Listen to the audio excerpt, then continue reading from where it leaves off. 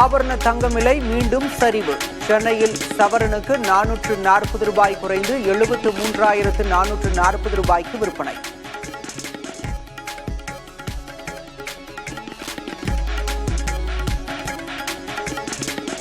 கடுமையான குற்றச்சாட்டுகளின் கீழ் கைதாகும் பிரதமர், முதல்வர் மற்றும் அமைச்சர்களை பதவி நீக்கம் செய்ய நடவடிக்கை.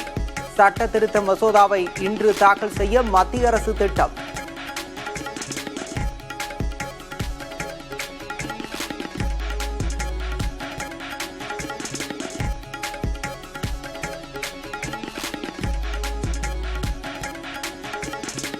மத்திய அரசின் புதிய மசோதாவுக்கு காங்கிரஸ் கட்சி கடும் எதிர்ப்பு. எதிர்க்கட்சி முதல்வர்களை கைது செய்யவே பயன்படுத்தப்படும் என குற்றச்சாட்டு.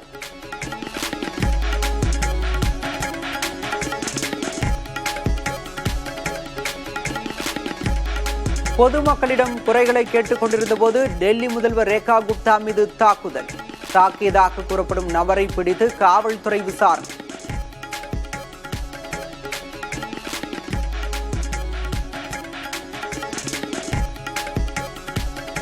குடியரசு துணைத் தலைவர் தேர்தலில் போட்டியிடும் சிபி ராதாகிருஷ்ணன் இன்று வேட்புமனு தாக்கல்.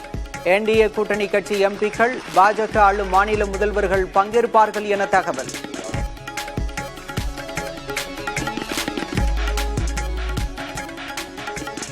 துணை ஜனாதிபதி தேர்தலில் போட்டியிடும் சுதர்சன் ரெட்டி இந்தியா கூட்டணி கட்சி எம்பிக்களுடன் இன்று சந்திப்பு. நாடாளுமன்ற உறுப்பினர்கள் அனைவரும் தனக்கு ஆதரவு அளிக்க வேண்டும் என வேண்டுகோள்.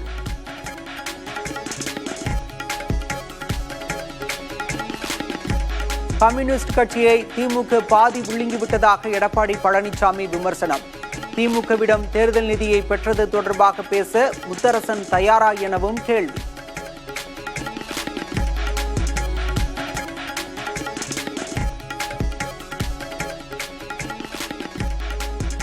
முன்தினம் திரு ஸ்டாலின் கம்யூனிஸ்ட் கட்சி மாநாட்டில் பேசுறார். நான் பாதி கம்யூனிஸ்டுகிறார், பாதி முழுங்கிட்டார், பாதி கம்யூனிஸ்ட் கட்சி விழுங்கிவிட்டார். நான் அடிக்கடி சொல்லிக் கொண்டே இருக்கின்றேன், திராவிட முன்னேற்ற கழகம் செய்கின்ற தவறுக்கு துணை போகாதீர்கள். மதுரையில் நாளை நடைபெறும் தாவேக மாநாட்டிற்கான கடைசி கட்ட ஏற்பாடுகள் தீவிரம். மாநாட்டு திடலில் சிறப்பு பூஜைகள் செய்து வழிபாடு.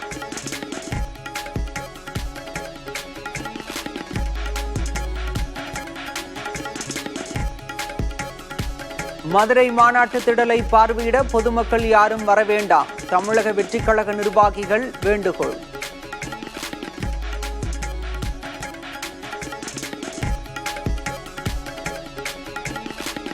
மக்கள் நேசிக்கும் தலைவர்களின் புகழை பரப்புவது தாவேக கடமை. மதுரை மாநாட்டு மேடையில் எம்ஜிஆர், அண்ணா படங்கள் வைக்கப்பட்டது தொடர்பாக நிர்மல்குமார் விளக்கம். பொதுவான தலைவர்கள், மக்களின் நம்பிக்கை பெற்ற தலைவர்கள், அவர்களை படத்தை பயன்படுத்துவது அதில் யாருக்கும் எந்த இதுவும் கிடையாது, யாருக்கும் எந்த இலக்கும் கிடையாது. அவர்கள் கண்டிப்பாக அந்த தலைவரை போற்றி பாதுகாக்க வேண்டியது தமிழக மக்களின் கடமை. அதிமுக கூட்டணிக்கு தாவேக வருவதற்கான சமிக்கையாக இருக்கலாம். தாவேக மாநாட்டில் அண்ணா, எம்ஜிஆர் படங்களை பயன்படுத்துவது தொடர்பாக முன்னாள் அமைச்சர் வைகை செல்வன் அதிரடி கருத்து. புரட்சி தலைவர் எம்ஜிஆர் இல்லாமல், பேரறிஞர் அண்ணா இல்லாமல் அந்த கட்சியை அடுத்த கட்டத்துக்கு கொண்டு செல்ல முடியாது. ஆகவே அந்த புரட்சி தலைவர் எம்ஜிஆரை உடைய தோற்றுவித்திருக்கிற இயக்கம் அனைத்து இந்திய அண்ணா திராவிட முன்னேற்ற கழகம். ஆகவே எங்களை நோக்கி தேர்தலில் கூட்டணி அமைப்பதற்கு வருவதற்கான சமிக்கையாக இருக்குமோ என்கிற சிந்தனை கூட எழுகிறது. போக போக பார்ப்போம். தமிழகத்தில் 10 இடங்களில் தேசிய புலனாய்வு அமைப்பின் அதிகாரிகள் சோதனை. திண்டுக்கல்லில் எஸ்டிபிஐ கட்சி மாவட்ட பொருளாளர் வீட்டில் விசாரணை.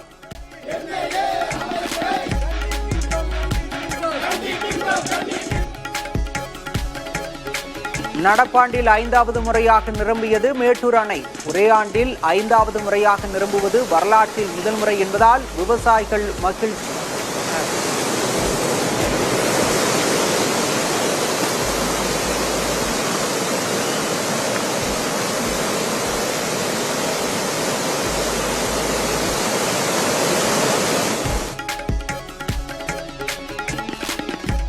நாமக்கல் மாவட்டம் குமாரபாளையத்தில் உள்ள காவிரி கரையோர பகுதியில் வெள்ளப்பெருக்கு 25க்கும் மேற்பட்ட வீடுகளை வெள்ளம் சூழ்ந்ததால் பொதுமக்கள் அவதி.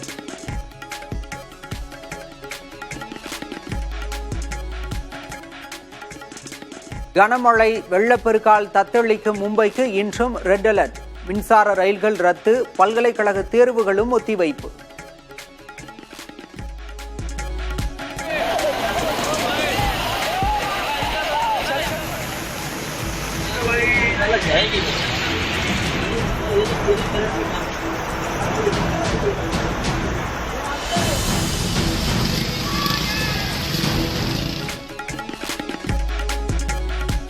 மும்பையில் கனமழையால் ஏற்பட்ட மின்தடையால் நடுவழியில் நின்ற மோனோ ரயில். பரிதவித்த பயணிகளை பத்திரமாக மீட்ட தீயணைப்பு படையினர்.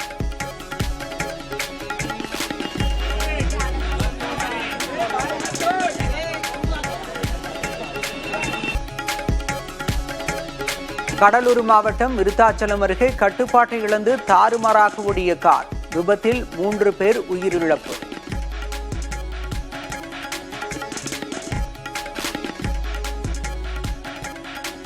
கொடைக்கானலில் வான்மேகங்கள் வர்ணஜாலமாக மாறிய அதிசய நிகழ்வு. மேக கீற்றுகளில் ஊடுருவிய சூரிய ஒளியால் நிறைந்த ஜாலம். ஜியோவை தொடர்ந்து குறைந்தபட்ச மாதாந்திர செல்போன் கட்டண பேக்கை நிறுத்திய ஏர்டெல் நிறுவனம். ஒரு நாளுக்கு 1 GB டேட்டா அடங்கிய 249 ரூபாய் கட்டண பேக் இனி இருக்காது என அறிவிப்பு.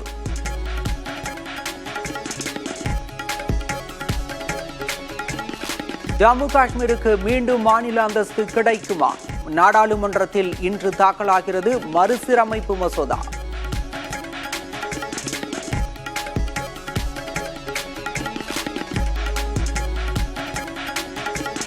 அமெரிக்காவின் கரோலினா மாகாணத்தில் கார் மோதியதில் எரிவாயு குழாய் திடீரென வெடித்த காட்சி வைரல். பயங்கர சத்தத்துடன் நிகழ்ந்த விபத்தில் சிக்கி 3 படுகாயம்.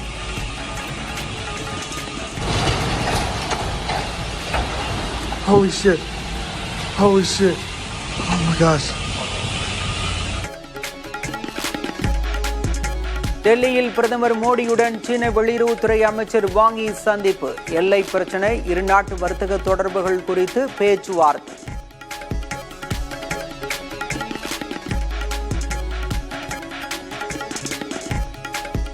இந்தியா பாகிஸ்தான் சண்டையை நிறுத்த வர்த்தக ஒப்பந்தத்தை ட்ரம்ப் சரியான முறையில் பயன்படுத்தினார். வெள்ளை மாளிகை செய்தி தொடர்பாளர் பேச்சால் மீண்டும் சர்ச்சை.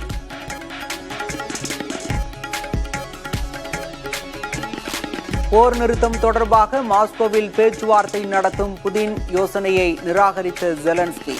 புதாபெஸ்ட், ஜெனீவா உள்ளிட்ட நகரங்களில் பேச்சுவார்த்தை நடத்த ஐரோப்பிய நாடுகள் பரிந்துரை.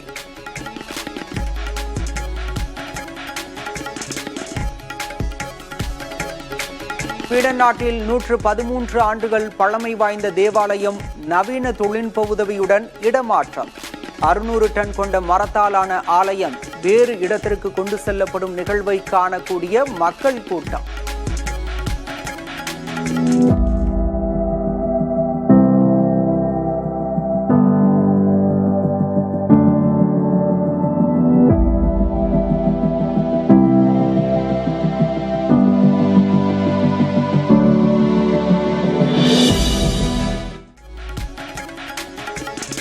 பல்கேரியா மலை உச்சியில் புனித வருட பிறப்பை கொண்டாடிய மக்கள்.